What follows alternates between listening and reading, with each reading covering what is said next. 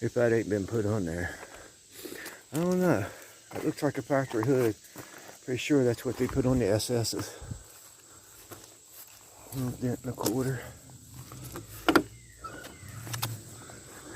Interior looks not bad, guys.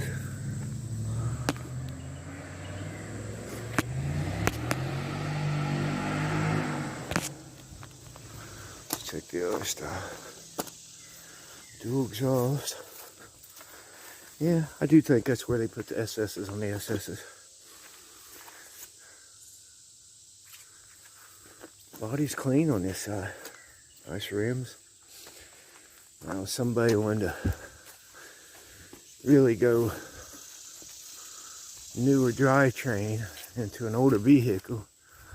Got this Mercedes up here, hit hard in the back with a good